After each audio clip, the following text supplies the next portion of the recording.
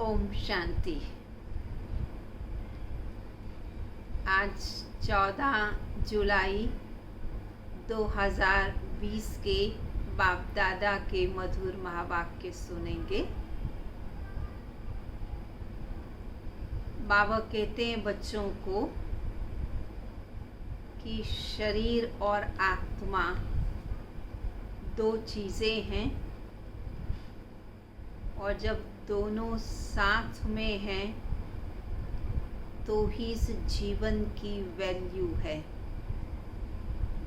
शरीर में आत्मा विराजमान है तो मनुष्य आत्मा है, जीवात्मा है, कर्म करने की शक्ति है। और यदि आत्मा निकल जाए तो ये शरीर मुर्दा बन जाता है। वैल्यू आत्मा की है, इसलिए श्रृंगार भी आत्मा का करना है, शोभा भी आत्मा से होती है। आत्मा को गुणवान बनाना, आत्मा को सतो प्रधान बनाना, यही मुख्य पुरुषार्थ है।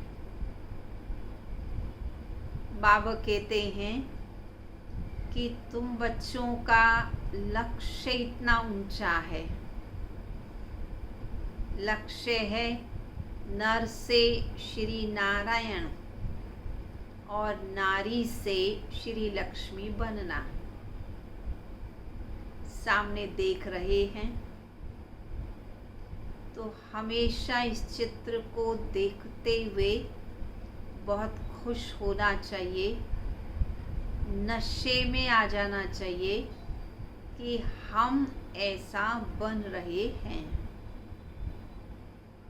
और इसी नारायणी नशे से दूसरों को भी शिव बाबा का परिचय दें और उन्हें भी उनके लक्ष्य की स्मृति दिलाएं, ताकि वो भी लक्ष्य प्रमाण लक्षणों को धारण कर सके। तो सुनेंगे बाबा के महावाक्यों को। मीठे बच्चे, इस शरीर की वैल्यू तब है जब इसमें आत्मा प्रवेश करे, लेकिन सजावट शरीर की होती है, आत्मा तो गुप्त है। आत्मा की सजावट गुणों से होती है। प्रश्न है, तुम बच्चों का फर्ज क्या है? तुम्हें कौन सी सेवा करनी है? ब्राह्मण बन गए हैं, भगवान के बच्चे बने, जिम्मेवारी बढ़ गई, तो हमारा फर्ज क्या है और उस अनुसार कौन सी सेवा करनी चाहिए? तुम्हारा फर्ज है अपने हमजिन्स को, अपने साथियों को, सहयोगियों को, अपने फ्रेंड्स को नर से नारायण, नारी से लक्ष्मी बनने की युक्ति बताना। तुम्हें अब भारत की सच्ची रूहानी सेवा करनी है। तुम्हें ज्ञान का तीसरा नेत्र मिला है, तो तुम्हारी बुद्धि और चलन बड़ी रिफाइन होनी चाहिए। किसी में मोह जरा भी ना हो, किसी में भी ना हो और मोह जरा भी ना हो, क्योंकि मोहवश बहुत दुखी होते हैं, परेशान होते हैं। बाबा देख नहीं सकते बाबा के बच्चे दुखी हों, इसलिए बाबा कहते बच्चे इस मोह की रग को समाप्त कर दो। गीत है, नयनहीन को राह दिखाओ प्रभु। नयनहीन कौन है?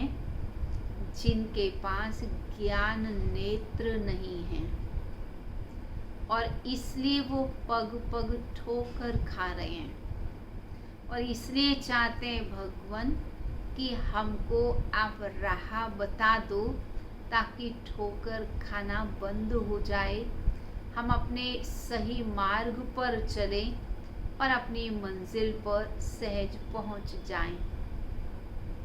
ओम शांति, डबल ओम शांति। तुम बच्चों को भी रिस्पॉन्ड करना चाहिए। ओम शांति। सभी कहेंगे, सभी जवाब देंगे बाबा को। ओम शांति। तुम्हारा स्वधर्म है शांति। तुम अभी शांति के लिए थोड़ी कहीं जाओगे। तुम्हें शांति के लिए कोई घर बार छोड़ के अब जंगल में जाने की ज़रूरत नहीं है। मनुष्य मन की शांति के लिए साधु संतों के पास जाते। अब मन बुद्धि तो हैं आत्मा के ऑर्गन्स। आत्मा के 3 ऑर्गन्स हैं, मन, बुद्धि और तीसरा है संस्कार। जैसे शरीर के ऑर्गन्स, ये हाथ, पाँव, आँख, नाक, मुख, कान, ये शरीर के ऑर्गन्स। आत्मा के ऑर्गन्स मन, बुद्धि और संस्कार। अब चक्षु, जैसे ये नयन है वैसे वह नहीं है। जैसे ये आंखें दिखाई दे रही हैं, आत्मा भी दिव्य चक्षु है, पर वह दिखाई नहीं देती। कहते हैं, हे प्रभु, नयनहीन को राह दिखाओ।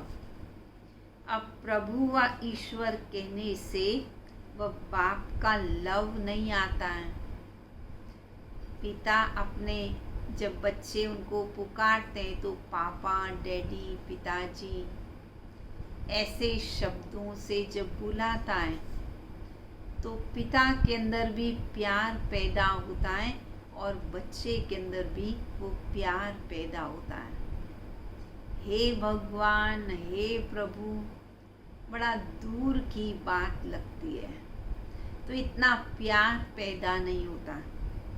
बाप से तो बच्चों को वर्षा मिलता है, यहाँ तो तुम बाप के सामने बैठे हो, पढ़ते भी हो। तुमको कौन पढ़ाते हैं?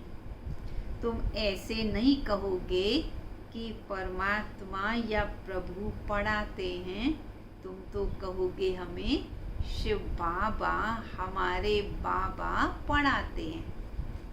बाबा अक्षर बिल्कुल सिंपल है भी बाप दादा। आत्मा को आत्मा ही कहा जाता है, वैसे वह परमात्मा है। वह कहते हैं, मैं परम आत्मा यानी परमात्मा तुम्हारा बाप हूँ। फिर मुझ परमात्मा का ड्रामानुसार नाम रखा हुआ है शिव। ड्रामा में सबका नाम भी चाहिए। शिव का मंदिर भी है।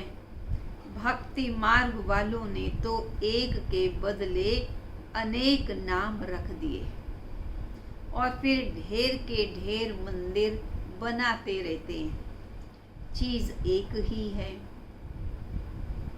सोमनाथ का मंदिर कितना बड़ा है, कितना उसे सजाते हैं। महलों आदि की भी कितनी सजावट रखते हैं। आत्मा की तो कोई सजावट नहीं है। मंदिर जो देवी देवताओं के बनाते, बड़े खूबसूरत महल नुमा बनाते हैं, क्योंकि देवताएं उसमें रहते हैं। देवताओं की यादगार मूर्तियों के लिए भी इतने सुंदर मंदिर बनते हैं। फिर वैसे परम आत्मा की भी सजावट नहीं है। आत्मा नहीं दिखाई देती, इसलिए उसको सजा भी नहीं सकते। परमात्मा भी नहीं दिखाई देते, इसलिए उनकी भी कोई विशेष सजावट नहीं है। वह तो बिंदी है। बाकी जो भी सजावट है वो शरीरों की है। देवी देवताओं को तो कितने सुंदर जरी वाले आभूषण, जरी वाले वस्त्र, सुंदर सोने हीरे के आभूषण पहनाते हैं, तो कितना सुंदर उनको बना देते हैं। बाप कहते हैं, ना हमारी सजावट है, ना आत्माओं की सजावट है। आत्मा है ही बिंदी। इतनी छोटी बिंदी तो कुछ पार्ट बजा ना सके। वह छोटी सी आत्मा शरीर में प्रवेश करती है तो शरीर की कितने प्रकार की सजावट होती है। कभी कैसे ड्रेस, कभी कैसी ड्रेसेस, कभी कैसा श्रृंगार, कभी कैसा। ये श्रृंगार भी बदलता रहता है। मनुष्यों के कितने नाम हैं। किंग क्वीन की सजावट कैसे होती है। आत्मा तो बिल्कुल सिंपल बिंदी है। अभी तुम बच्चों ने यह भी समझा है कि आत्मा ही ज्ञान धारण करती है। बाप कहते, मेरे में भी ज्ञान है ना। शरीर में थोड़ी ज्ञान होता है। मुझ आत्मा में ज्ञान है। मुझे ये शरीर लेना पड़ता है तुमको ज्ञान सुनाने के लिए। शरीर बिगड़ तो तुम भी कुछ सुन ना सको। अब ये गीत बनाया है, नयनहीन को राह बताओ प्रभु। क्या शरीर को राह बतानी है? नहीं, आत्मा को। आत्मा ही पुकारती है। शरीर को तो 2 नेत्र हैं, 3 तो हो ना सके। तीसरे नेत्र का मस्तक में तिलक भी लगाते हैं। कोई सिर्फ बिंदी मुआफिक लगाते हैं, कोई लकीर लगा देते हैं, कोई थोड़ा डिजाइन में बना देते हैं। वैरायटी प्रकार से मस्तक के मध्य तिलक लगाया जाता है, जो प्रतीक है आत्मा का। बिंदी तो आत्मा ही है। बाकी ज्ञान का तीसरा नेत्र तुम्हें अब मिलता है। आत्मा को पहले ये तीसरा नेत्र ज्ञान नहीं था। कोई भी मनुष्य मात्र के पास ज्ञान नहीं था, इसलिए ज्ञान नेत्रहीन कहा जाता है। बाकी आंखें तो सबके पास हैं। सारी दुनिया में किसी के पास भी क्या नहीं है? ये तीसरा नेत्र ज्ञान का नेत्र नहीं है। शिव बाबा आकर ज्ञान का नेत्र, तीसरा नेत्र देकर तुम्हें त्रिनेत्री बनाते हैं। तुम हो सर्वोत्तम ब्राह्मण कुल के। तुम जानते हो भक्ति मार्ग और ज्ञान मार्ग में कितना फर्क है। तुम रचिता और रचना के आदि मध्य अंत को जानकर चक्रवर्ती राजा बनते हो। जैसे ICS वाले बहुत ऊंचा पद पाते हैं, परंतु यहाँ कोई पढ़ाई से MP आदि नहीं बनते। यहाँ तो चुनाव होते हैं। जितने भी पॉलिटिकल लीडर्स हैं, वो कोई एजुकेशन के आधार से नहीं बनते, इलेक्शन के आधार से बनते हैं। वोट्स पर MP आदि बनते, चुनाव होते हैं। अभी तुम आत्माओं को बाप की श्रीमत मिलती है। दुनिया में इलेक्शन के आधार पर पॉलिटिकल स्टेटस है, और यहाँ पर बाबा इलेक्शन नहीं, सलेक्शन के आधार से श्री लक्ष्मी, श्री नारायण बनने के लिए पढ़ाई पढ़ने के लिए सेलेक्ट करते हैं। सिलेक्शन के बाद फिर हम पढ़ाई पढ़ के लायक बनते हैं, निपुण बनते हैं, तो फिर नंबर वार पुरुषार्थ अनुसार, पढ़ाई अनुसार पद पाते हैं। बाप की तुम्हें श्रीमत मिलती है, और कोई भी ऐसे नहीं कहेंगे कि हम आत्मा को मत देते हैं। लोग पढ़ाई पढ़ाते हैं तो कहेंगे मैं इन बच्चों को पढ़ाता हूँ, लेकिन मैं आत्माओं को पढ़ाता हूँ, ऐसा तो कोई कहता ही नहीं है। वह तो सब हैं देह अभिमानी। बाप ही आकर देही अभिमानी बनना सिखलाते हैं। सब है देह अभिमानी। मनुष्य शरीर का कितना भबका रखते हैं, शरीर के लिए कितनी ड्रेसेस, कितना मेकअप, कितना श्रृंगार, सारा शरीर के लिए ही खर्चा करते हैं। यहाँ तो बाप आत्माओं को ही देखते हैं। शरीर तो विनाशी कौड़ी तुल्य है। जानवरों की तो फिर भी खाल आदि बिक जाती है। मनुष्य का तो शरीर किसी काम में नहीं आता। अब बाप आकर तुम्हें वर्थ पाउंड बनाते हैं, हीरे तुल्य बनाते हैं। तुम बच्चे जानते हो अभी हम सो देवता बन रहे हैं, वे नशा चढ़ा रहना चाहिए ना। मनुष्य से देवता बन रहे हैं तो ये नशा हमेशा चढ़ा रहना चाहिए। परंतु ये नशा भी नंबरवार पुरुषार्थ अनुसार ही रहता है। धन का भी नशा होता है ना। जिनके पास बहुत धन होता है वो दूसरे ज्ञानी महात्माओं को, बहुत ऊंचे योगी आत्माओं को भी अपने से कम समझने लगते हैं। ये है धन का अहंकार।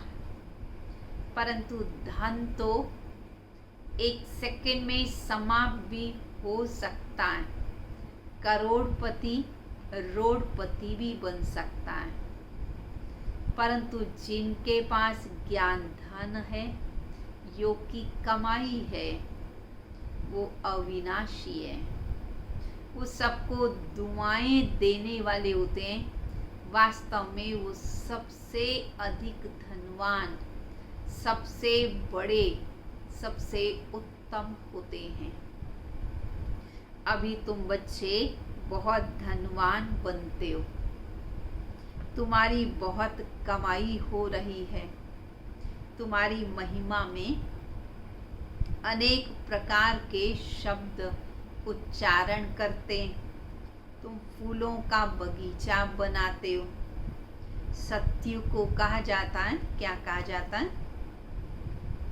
सत्यु को कहा जाता है गार्डन ऑफ फ्लावर्स, फूलों का बगीचा। इसका सैपलिंग कब लगता है यह भी किसी को पता नहीं। संगम युग पर ही बाबा सत्यु की स्थापना करते हैं। तुमको बाप समझाते हैं, बुलाते भी हैं, हे भगवान आओ। उनको माली नहीं कहेंगे, वो तो हैं भगवान। माली तुम बच्चे हो। कौन से बच्चे? जो सेंटर्स संभालते हो। माली भी अनेक प्रकार के होते हैं। भगवान एक ही है, शिव बाबा। मुगल गार्डन के माली को पगार भी इतना बड़ा मिलता होगा ना। भले है माली, पर किसका माली? मुगल गार्डन का, राष्ट्रपति के बगीचे का माली। तो जरूर उसकी तनख्वाह भी ज्यादा होती होगी। उसको नशा भी बहुत रहता है। बगीचा ऐसा सुंदर भी बना कर के रखते हैं जो सब देखने जाते हैं। मुगल लोग बहुत शौकीन होते थे। उनकी स्त्री मरी तो ताजमहल बना दिया। रानी के यादगार में, प्रेम का यादगार ताजमहल बना दिया। उनका नाम चला आता है। कितने अच्छे अच्छे यादगार बनाए हैं। तो बाप समझाते, मनुष्य की देखो कितनी महिमा होती है। मनुष्य की महिमा कितनी कि ताजमहल बन गए यादगार। परंतु बाबा कहते फिर भी मनुष्य तो मनुष्य ही है ना, परफेक्ट तो नहीं है। लड़ाई में ढेर के ढेर मनुष्य मरते, फिर क्या कर सकते हैं? पेट्रोल डाल फिर उनको खत्म कर देते हैं, जला देते हैं। कोई तो ऐसे ही पड़े रहते हैं, दफन भी नहीं कर पाते। कुछ भी मनुष्य का तो, मनुष्य के शरीर का तो मान ही नहीं है। तो अब तुम बच्चों को कितना नारायणी नशा चढ़ना चाहिए। वैसे तो शरीर की कोई वैल्यू नहीं है, पर बाबा कहते तुम ईश्वरीय पढ़ाई पढ़ते हो, ईश्वर से संबंध जोड़ते हो, ईश्वर के आगे सर्वस्व अर्पण करते हो। ईश्वर की पढ़ाई से श्री लक्ष्मी श्री नारायण बन जाते हो, त्रिनेत्री भी बन जाते हो।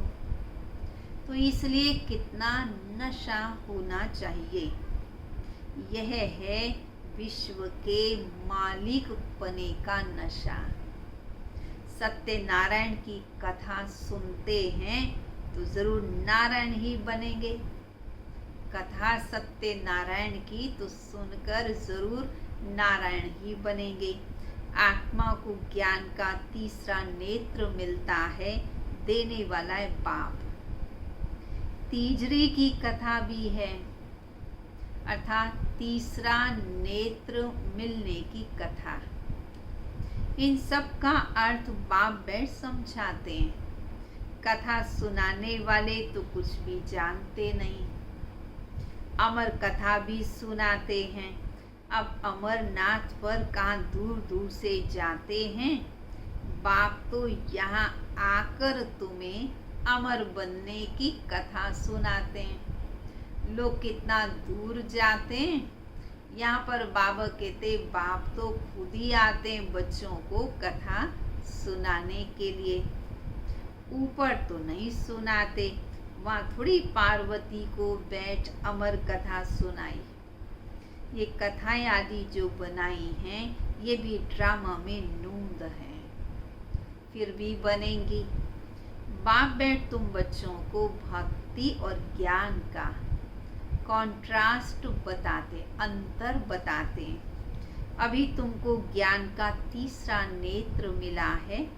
कहते हैं ना, हे प्रभु अंधों को राह बताओ।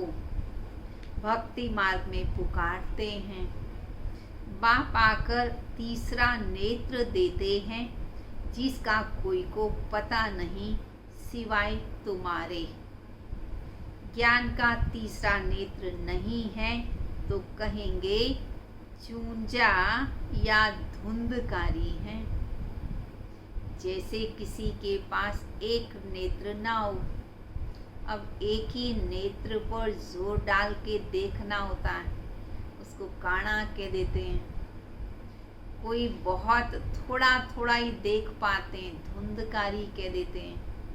अब तीसरा नेत्र बाबा ने बच्चों को दिया है, परंतु जो तीसरे नेत्र को पूर्णता यूज करते हैं वो तो त्रिनेत्री कहलाते हैं। परंतु तीसरे नेत्र में यदि धूल आ जाती है देहाभिमान की, क्रोध की, मैंपन की, तो फिर जो श्रीमत दिखाई देनी चाहिए वो ठीक प्रकार से दिखाई नहीं दे पाती। तब उन्हें कहते हैं धुंधकारी। आंखें भी कोई की कैसी, कोई की कैसी होती है ना। कोई की बहुत शोभावान आंखें होती हैं, फिर उस पर भी इनाम मिलता है, फिर नाम रखते हैं। सुंदरता के आधार से इस कलयुगी दुनिया में सिलेक्शन होती है, नाम रखते हैं। मिस इंडिया, मिस ये, मिस यूनिवर्स। तुम बच्चों को अब बाप देखो क्या से क्या बनाते हैं। मिस इंडिया या मिस यूनिवर्स क्या बड़ी बात है। बाबा कहते बाबा तो तुम्हें देखो क्या से क्या बना देते हैं। वहाँ तो नेचुरल ब्यूटी होती है। ब्यूटी के लिए इतनी मेहनत नहीं करनी पड़ती। कृष्ण की इतनी महिमा क्यों है? क्योंकि सबसे जास्ती ब्यूटीफुल बनते हैं ना, पवित्रता होती है। नंबर 1 में कर्मातीत अवस्था को पाते हैं, इसलिए नंबर 1 में गायन है। यह भी बाप बैठ समझाते हैं। बाप बार बार कहते हैं बच्चे मन मना भाओ। हे आत्माएं अपने बाप को याद करो। बच्चों में भी नंबर वार तो है ही। लौकिक बाप को भी समझो। यदि 5 बच्चे हैं, उनमें जो बहुत सियाना होगा उनको नंबर 1 रखेंगे, उनको अधिक प्यार करेंगे। माला का दाना हुआ ना, कहेंगे ये दूसरा नंबर, ये तीसरा नंबर। एक जैसे तो कभी होते ही नहीं है। बाप का प्यार भी फिर नंबरवार होता है। भले प्यार सभी से होता है, परंतु फिर भी अंदर में नंबरवार तो होते ही हैं। वह है हद की बात और यह है बेहद की बात। जिन बच्चों को ज्ञान का तीसरा नेत्र मिला है, उनकी बुद्धि और चलन बड़ी रिफाइन होती जाती है। एक किंग ऑफ फ्लावर होता है, एक फूल बहुत सुंदर होता है जिसको राजा मानते। बाबा कहते ये Brahma Saraswati king queen flower ठहरे। ज्ञान और याद दोनों में तीखे हैं। तुम जानते हो कि हम देवता बनते हैं, मुख्य 8 रतन बनते हैं। पहले पहले फूल, फिर युगल दाना ब्रह्मा सरस्वती माला सिमरते ना। वास्तव में तुम्हारा पूजन नहीं है, ब्राह्मणों का पूजन नहीं है, सिमरण है। क्योंकि ब्राह्मण अभी तक पूर्णता पावन नहीं बने, स्थिर भी नहीं होते, बदलते रहते हैं। तुम्हारे ऊपर फूल नहीं चढ़ सकते हैं। फूल तब चढ़े जब शरीर भी पवित्र हो। अभी तो आत्मा पवित्र बनने का पुरुषार्थ कर रही है। शरीर तो इसी कलयुगी दुनिया से उत्पन्न है, इसलिए बाबा कहते तुम्हारे ऊपर कोई फूल चढ़ नहीं सकते।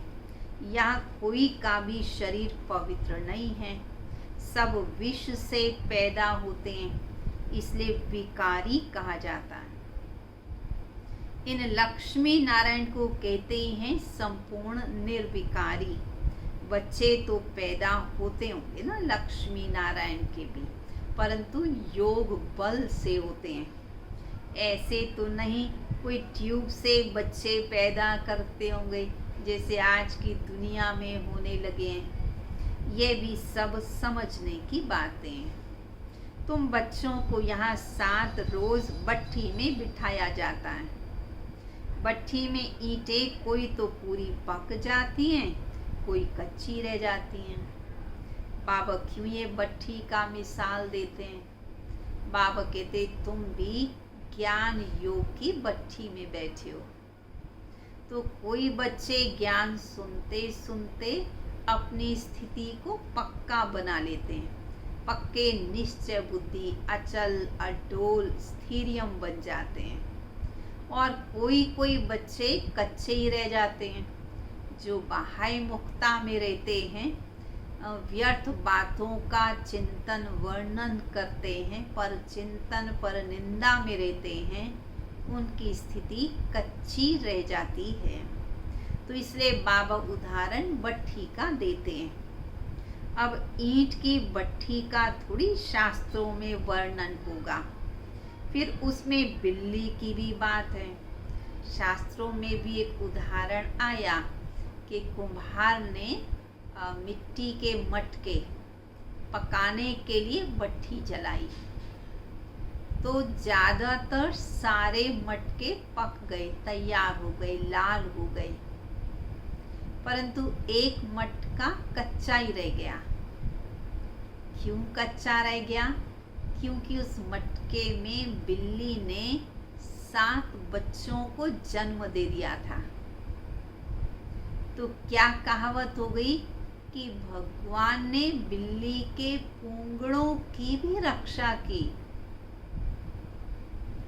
वास्तव में ये इस समय की बात है।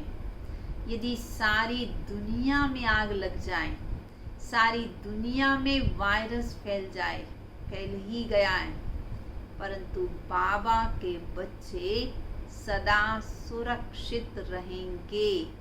उसी का ही गायन है, बिल्ली के पूंगड़े सेफ रहे। तो हम हैं बिल्ली के पूंगड़े।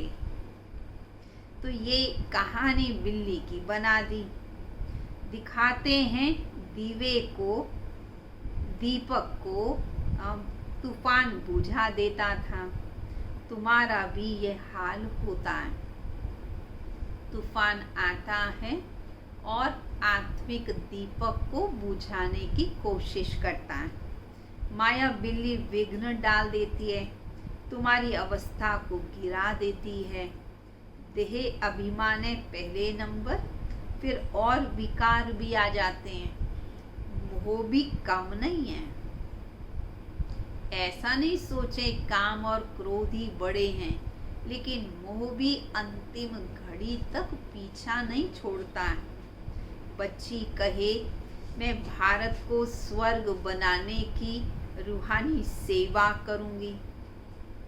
मोहवश माँ बाप कहते हम अलाउड नहीं करेंगे। ये भी कितना मोह है। तुम्हें मोह की बिल्ली या बिल्ला नहीं बनना है।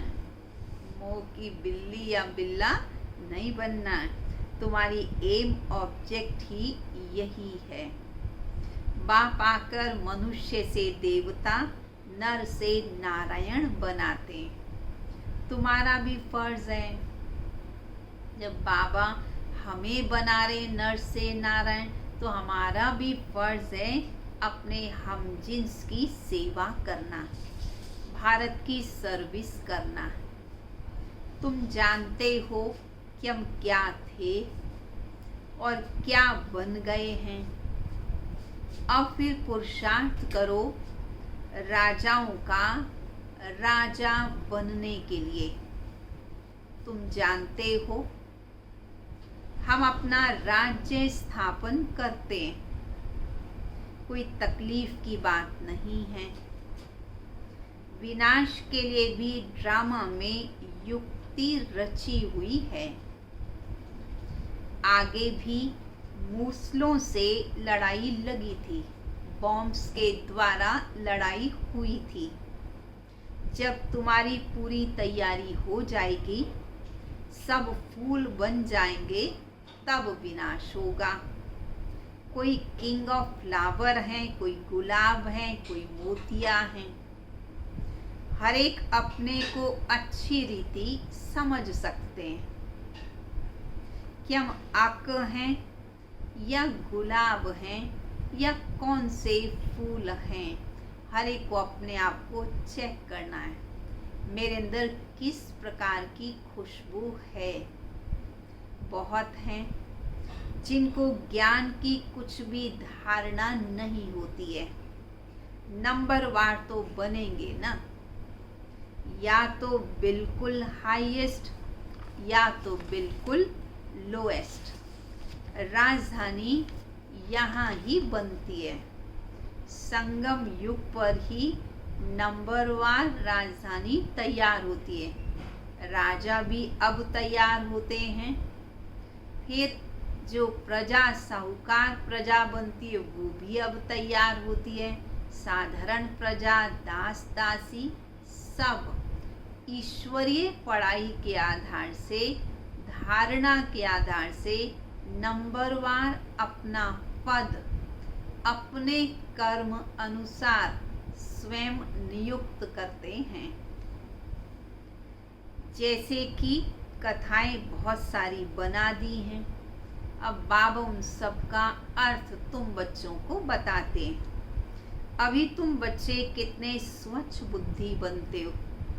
बाबा तुमको बहुत प्रकार से समझाते हैं, कितना सहज है। कभी फूलों का उदाहरण, कभी कथाओं का उदाहरण, कभी बट्ठी का उदाहरण, अनेक प्रकार के बाबा उदाहरण देकर बच्चों को समझाना चाहते हैं। बाप कहते हैं सिर्फ मुझे और वर्षे को याद करना है। बाप कहते मैं ही पतित पावन हूँ, तुम्हारी आत्मा और शरीर इस समय दोनों ही पतित हैं। अब तुम्हें पावन बनना है। आत्मा पवित्र बनती है तो शरीर भी पवित्र मिलता है। अभी तुमको बहुत मेहनत करनी है। किस चीज़ की? आत्मा को पावन पवित्र बनाने की।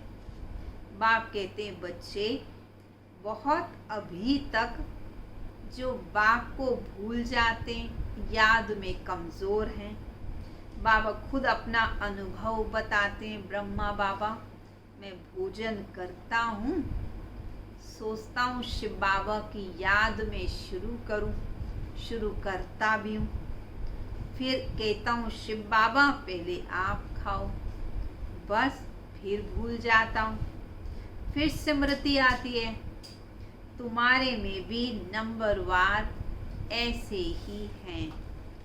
कोई तो बंधन मुक्त होते हुए भी फिर भी फंस मरते हैं। बंधन है नहीं, परंतु अपने को बंधन में बांधते रहते हैं। धर्म के भी बच्चे बना लेते हैं। अभी तुम बच्चों को ज्ञान का तीसरा नेत्र देने वाला बाप मिला है। इनको फिर नाम दिया तीजरी की कथा, अर्थात तीसरा नेत्र मिलने की कथा। अब तुम नास्तिक से आस्तिक बनते हो। बच्चे जानते हैं, क्या जानते हैं? कि बाप है बिंदी, ज्ञान का सागर। वह तो कह देते नाम रूप से ही न्यारा है। अरे ज्ञान का सागर तो जरूर ज्ञान सुनाने वाला होगा ना।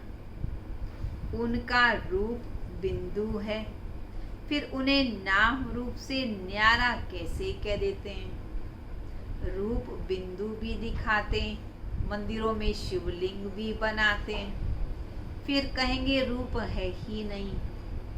नाम भी हजारों दे देते हैं और फिर कहते हैं उनका नाम ही नहीं है।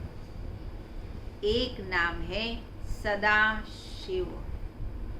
बच्चों की बुद्धि में ये सारा ज्ञान अच्छी रीति रहना चाहिए। कहते भी हैं परमात्मा ज्ञान का सागर है, और उसकी महिमा में क्या कहते हैं? सारे जंगल की लकड़ी को कलम बनाएं, सारी धरती को कागज बनाएं, सारे सागर को स्याही बनाएं, तो भी उस प्रभु के गुण इतने अधिक हैं कि हम लिख नहीं सकते।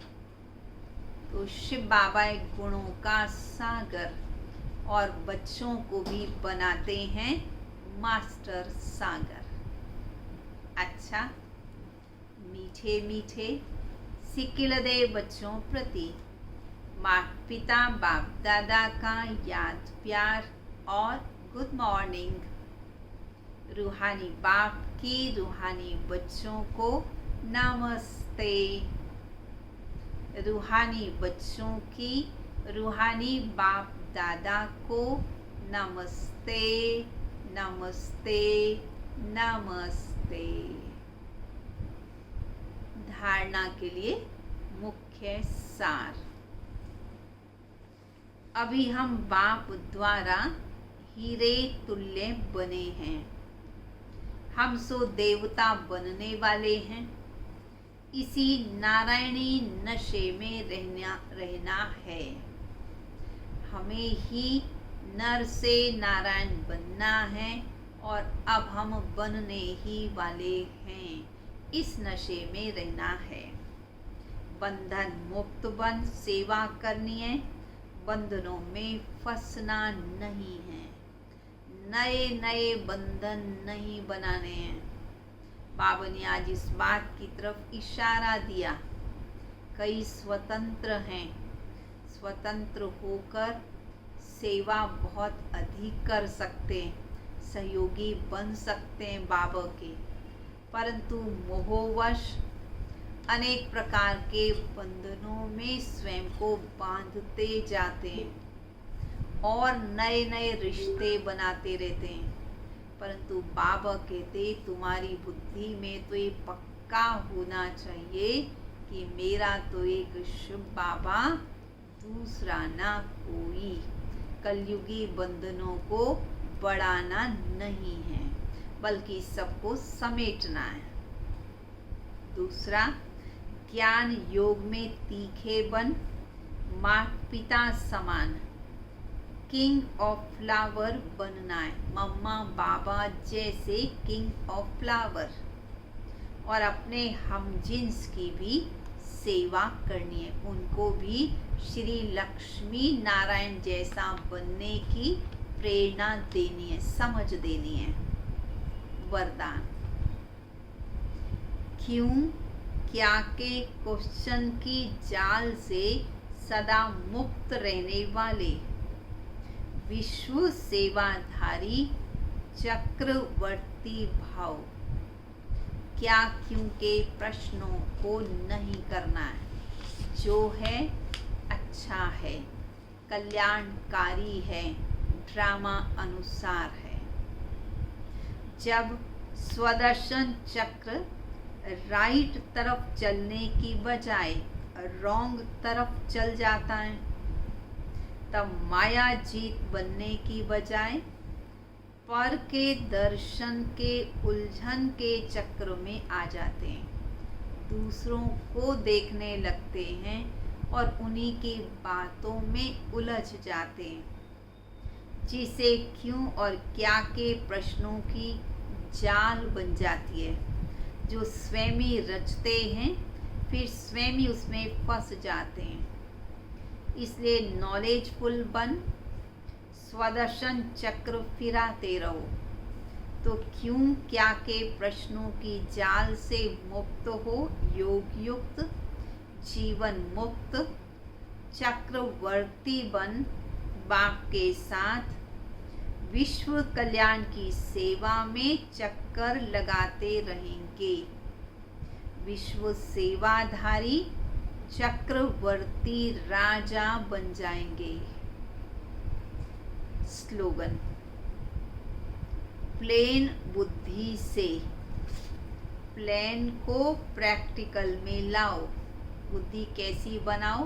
प्लेन, समान, एक समान, साफ सुथरी, जिसमें किसी भी प्रकार का किचड़ा ना हो, प्रश्न ना हो, प्लेन बुद्धि हो। फिर जो हमने योजना बनाई, प्लानिंग की, उसे प्रैक्टिकल में लाएं तो सफलता हुई पड़ी है। सफलता हमारा जन्म सिद्ध अधिकार है। जहाँ बाप की याद है वहाँ सफलता निश्चित है। अच्छा, ओम शांति। 3 मिनट बाबा की याद में बैठेंगे। ओ बाबा ये आपने कैसा जादू फेरा है, जिसको देखो वही है कहता बाबा तो बस मेरा है। ओ बाबा ये आपने कैसा जादू फेरा है, जिसको देखो वही है कहता बाबा तो बस मेरा है। बाबा तो बस मेरा है, बाबा तो बस मेरा है, बाबा तो बस मेरा है, बाबा तो बस मेरा है।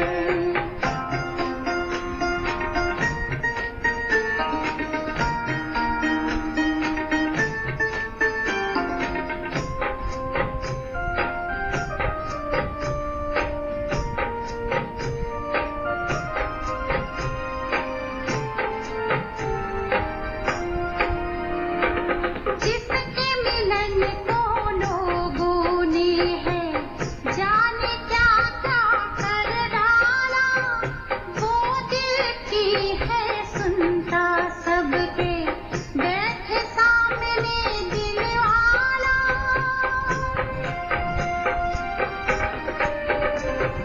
जिसके मिलन को लोगों ने है जाने क्या क्या कर डाला, वो दिल की है सुनता सबके बैठ सामने दिल वाला।